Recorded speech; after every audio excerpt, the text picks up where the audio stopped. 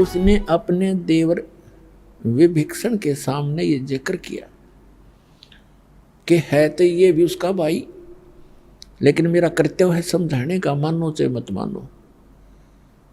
तो विभीषण को जब ये ज्ञान सुनाया तो कहने लगा, मंदोदरी आप ये ज्ञान कहां से लाए, और यदि मेरे भाई ने सुन लिया तो तेरे को ज्यादा पिटाई कर देगा तेरी। मंदोदरी कहने लगी, मैंने तेरे भाई से बता दिया, सारा कुछ सुनाने की चेष्टा की, पर वो मान्या गति नहीं। पिटाई तो नहीं की, लेकिन वचन ऐसे कह दिए कि आगे से मेरे का सामने जिक्र भी नहीं करेगी। तो विभीषण कहने लगा कि आपको कहां से ज्ञान प्राप्त हुआ, कि मैंने गुरु बना लिए। और एक महापुरुष आते हैं चंद्र विजय भाट के घर पे, मैं वहां दीक्षा लेकर आई हूं। विभीषण कहने लगा, इतना उत्तम ज्ञान और आपने मुझे पीछे क्यों छोड़ दिया, मुझे भी दीक्षा दिला दो। तो विभीषण ने भी परमेश्वर मनिंदर जी से दीक्षा ग्रहण की। अपने आत्माओं को समय के उपरांत श्री रामचंद्र जी वनवास काट रहे थे, और साथ में उनकी पत्नी धर्मपत्नी सीता जी। तो रावण ने सीता का अपहरण कर लिया, अपने नौलखे बाग में उसको बंदी बना दिया, कैद कर लिया, और उसको तरह तरह की यातनाएं दी, और अपनी पत्नी बनाने की भी कुचेष्टा की, लेकिन वो सती परमात्मा की शक्ति कुछ उसके साथ थी। रावण सफल नहीं हुआ। रावण को कुछ ऐसा श्राप लगा हुआ था जिस कारण से उसका धर्म पतिव्रता का बचा रहा। फिर भी उसकी कुचेष्टा जारी रही। मंदोदरी को भी पता था इस बात का। मंदोदरी भी समझाया करती थी कि आप ऐसी गलती मत करो। कबीर परमेश्वर से मंदोदरी ने प्रार्थना की कि हे गुरुवर, मेरे पति किसी औरत को उठा लाए, और पता नहीं वो कौन है, वो बहुत ही सुंदर है, और मेरे पति की नीयत खराब है, और पुण्यात्मा एक औरत कभी पसंद नहीं करती उसका पति कोई गलती करे। इस कारण से उन्होंने परमात्मा से प्रार्थना की। परमेश्वर ने कहा, बेटा ये आम औरत नहीं है, और रावण इसमें अपनी कुचेष्टा में सफल नहीं हो पाएगा, तू चिंता ना कर। फिर भी मैं बताता हूं बेटा, उसको कह दे तेरे पति को कि इस देवी को लौटा दे, इसी में इसकी खैर है।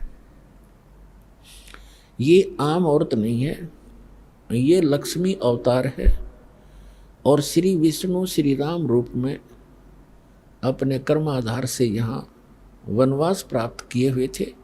राजा दशरथ के घर उनका जन्म है, और वो दोनों भाई जंगल के अंदर भटक रहे हैं, इसकी खोज कर रहे हैं। और वो यहाँ तक पहुँचे भी, एक दिन सेना भी लेकर आएंगे, युद्ध भी होगा, या तो ये इसको सहर्ष अब लौटा कर अपनी अक्षमा याचना कर ले तो इसकी जान बच सकती है, तेरा सुहाग रह सकता है। अब मंदोदरी जी अपने गुरुदेव के एक एक वचन को फाइनल मानती थी कि जो ये कहते हैं सारी सत्य है, क्योंकि वो तो भगवान भी थे। रावण को जाके मंदोदरी ने कहा कि आप इस देवी को लौटा दो, ये आम औरत नहीं है, ये इस भगवान विष्णु की पत्नी समझो, लक्ष्मी जी आई हुई है, और श्री विष्णु जी ही श्री रामचंद्र रूप में जो इनके पति हैं वो जंगल में घूम रहे हैं, इसकी खोज कर रहे हैं। आप इसको लौटा दो और अक्षमा याचना कर लो। रावण ये बात सुनकर ऐसा क्रोधित हो गया, कहने लगा, ये मूर्ख औरत, तेरा दिमाग खराब है। एक दो मांसाहारी मस्करे जंगल में फिरते हैं तीर लिए, उनसे मुझे डराती है। मेरे 1 लाख पुत्र हैं, 1.25 लाख मेरे नाती हैं, मेघनाथ और जैसे मेरे पुत्र हैं, कुंभकर्ण जैसे मेरे भाई हैं, तो किससे मुझे डराती है। 1-2 व्यक्ति जंगल में फिर रहे हैं और माफी मांगने की कहती है, क्षमा याचना करने कहती, तेरी बुद्धि चल गई है, बहुत कुछ खरी खोटी कही। अब मंदोदरी को अपने गुरुदेव की बात पर फाइनल विश्वास था। अटल विश्वास था कि न जो बोला सही है। तब परमात्मा से उन्होंने फिर स्वयं प्रयत्न किया। उधर से सीता जी की खोज करते करते हनुमान जी ने वो सुराग लगा ही लिया था कि रावण के बाग में, नौलखा बाग में वो बैठी है, कैद हैं। फिर वो तैयारी हो रही थी उधर से सेना की। रावण के पास भी संदेश से आ चुके थे कि आप ये लौटा दो। जैसे अंगद जैसे दूत बनकर भी आ लिए थे और इसने अपनी सारा कुछ कर लिया था। अंगद का पैर भी नहीं हिला था उससे, उसके महाबलियों से। फिर भी बुद्धि काम ना करे थी, क्योंकि रावण इतना तगड़ा बताया है सूक्ष्म वेद में परमात्मा ने कि एक समय में 100 मटके तो दारू के पिया करता, शराब के, और 100 जोटियां का मांस खाया करता। वो तेरा जो भाई, और ब्राह्मण था। एक भैंसे का मांस खाने लगे जैसे खाते होंगे जितने, मेरे ख्याल में 100 आदमी नहीं खा सकते वर्तमान के।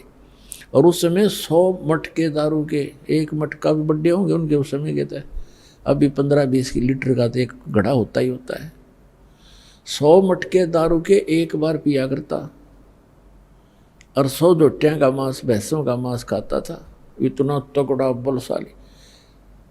सतयुग में 100 फुट की हाइट होती थी मानव की, मनुष्य की, और त्रेता में 80-70 फुट की हाइट होती थी।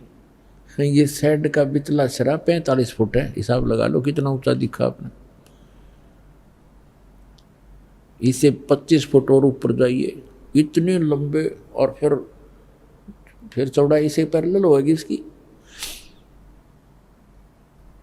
तो बुद्धि भ्रष्टता खा पी कर, दारू शराब पी कर, खा कर मांस, राक्षस जैसी बुद्धि होगी। और सच्चाई पर विचार करना बंद कर दिया। तो उसकी पत्नी ने देखा, परमात्मा ने बताया है कि तेरा सुहाग उजड़ेगा या तो इसे न मना ले। तब एक दिन मंदोदरी ने भगवान से कहा, गुरुदेव आप कृपा करो, एक बार आप समझा दो मेरे पति देव को, और यदि वो आपकी बात नहीं मानेगा तो मैं उसे मराए मान लूंगी। आज से ही मैं अपने आप को विधवा समझ लूंगी अगर आपकी बात नहीं मानी उसने। परमात्मा, और आप नहीं जाओगे दाता तो मेरी आत्मा में तड़फ बनी रहेगी कि शायद गुरु जी कह देते तो मान जाते। अब उस समय, जिस समय ये उसको पता लग गया था रावण को कि सेना बाहर भी इकट्ठी हो रही है और कभी भी आपके साथ कोई गलत घटना घट सकती है, इसलिए वो गुप्त मीटिंग कर रहा था सभी अपने मंत्री महामंत्रियों के साथ, और सभी अपने पुत्र सभी रिश्तेदारों को इकट्ठा कर रखा था। गुप्त मीटिंग चल रही थी। परमात्मा वहाँ पहुँच गए एक साधु रूप में, और वहाँ गेट के ऊपर खड़ा था गेट कीपर, पहरेदार। उससे जाकर कहा कि भाई मुझे राजा रावण से मिलना है, मेरा संदेशा भिजवा दो, मैं उससे मिलना चाहता हूँ। पहरेदार ने कहा कि महाराज ये रावण इतना खतरनाक आदमी है, इतना क्रोधी है, इसने आदेश दे रखा है कि अंदर का संदेश तो बाहर जा सकता है, बाहर का संदेश इस दौरान मेरे पास लेकर आने की आवश्यकता नहीं तेरा सर कलम कर दूंगा, कत्ल कर दूंगा। तो महाराज मैं विवश हूँ। अब उस समय संतों से भी डर लगता था, क्योंकि वो कोई वचन कुवचन बोल देते थे जो हानि कर देता था। तो परमात्मा समझ गए कि इसके बस की बात नहीं, अपनी व्यवस्था ये सही जाहिर कर रहा है। तो परमात्मा वहाँ अंतर ध्यान हुए और रावण के दरबार के अंदर प्रकट हो गए, जहाँ पर लाखों आदमी बैठे हों। तो वो कितना बड़ा महल होगा, इतना लंबा, बीच में गेट, ऊपर ऊंची स्टेज के ऊपर बीच में गैलरी, स्टेज पर बैठा रावण। जो ही उसने देखा कि ये आदमी महात्मा अंदर किसने आने दिया, रावण ने आदेश दिया गरज के पहरेदार को बुलाओ। उसने कैसे इसको अंदर आने दिया, आज हम गुप्त मीटिंग कर रहे हैं। तब तक परमात्मा निकट आ गए और कहा, जी आपके पहरेदार का दोष नहीं, आपके गेट कीपर ने कति मना कर दिया था और यहां तक कहा था कि अंदर का संदेश बाहर आ सकता है, बाहर का संदेश मैं अंदर नहीं जाने दूंगा और आपको तो जाने ही नहीं दूंगा। तो रावण ने पूछा कि तू आया कैसे, फिर जबरदस्ती आया कि नहीं? उसको पता ही नहीं मैं कैसे आया।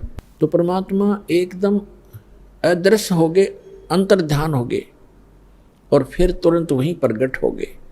तब कहा कि मैं ऐसे आया, उसको नहीं पता, वहां तो मैं अदृश्य हो गया और आपके महल के अंदर राज दरबार में मैं प्रगट हो गया, ऐसे आया।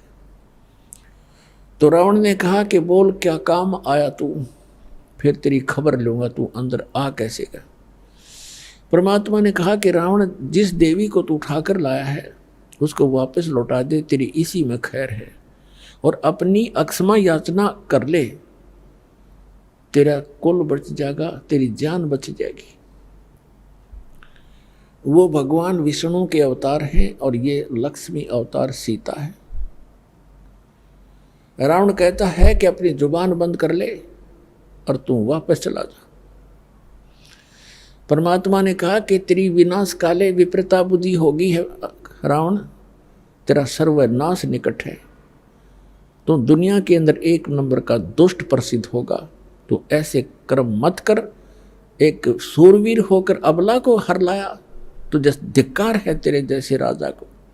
परमात्मा तो परमात्मा थे, निडर थे, उसने 36 सुना दी उसके हित में।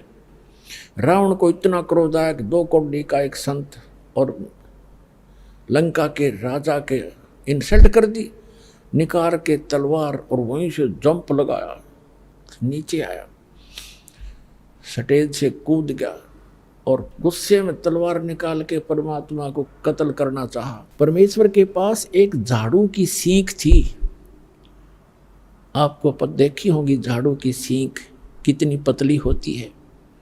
एक सींख, वो तिल्ली सींख लंबी सी, और उसको ऐसे कर दिया, हाथ में ले रखा था, ऐसे कर दिया। रावण ने गुस्से में उसके ऊपर ऐसे 70 कट्टे कट्टे, जैसे लोहे के पिलर का लगता हो उसकी तलवार, 70 बार वार किया और सींख को निशान भी नहीं हुआ।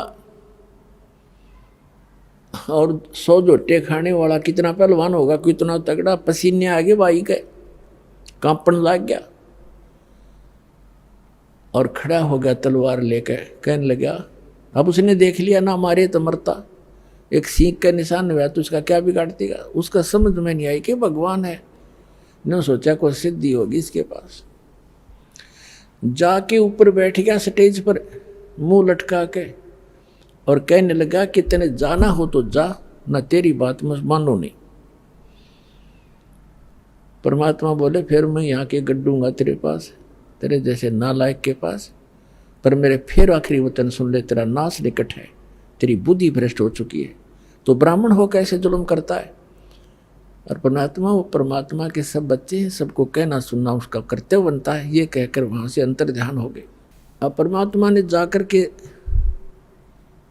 वहाँ चंद्र विजय के घर पे बता दिया कि कह देना मंदोदरी को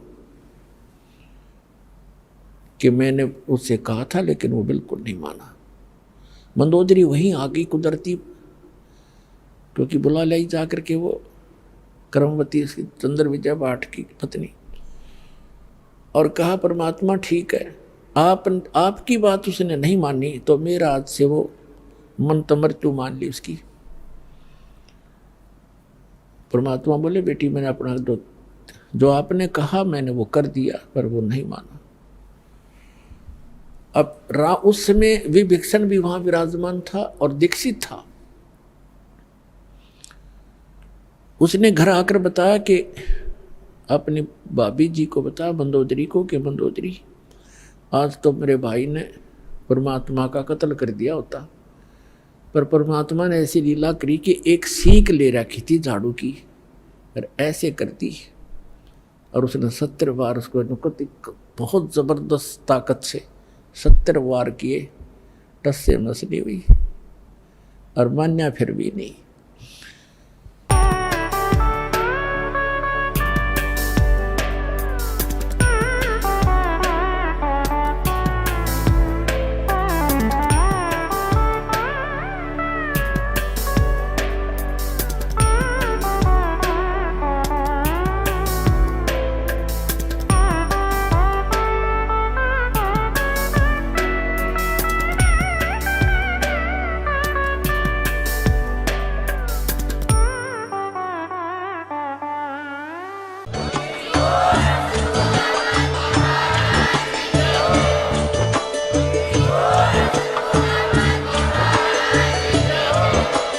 आप सुन रहे थे जगत गुरु तत्वदर्शी संत रामपाल जी महाराज जी के मंगल प्रवचन। अधिक जानकारी के लिए विजिट कीजिए हमारी वेबसाइट www.jagatgururampalji.org। संत रामपाल जी महाराज जी के शुभ आशीर्वाद से पूरे विश्व भर में 500 से भी ज्यादा नाम दीक्षा केंद्र हैं, जिन पर संत रामपाल जी महाराज जी द्वारा ऑनलाइन निशुल्क नाम दीक्षा दी जा रही है। अपने नजदीकी नाम दीक्षा केंद्र का पता करने के लिए संपर्क करें 8222880541।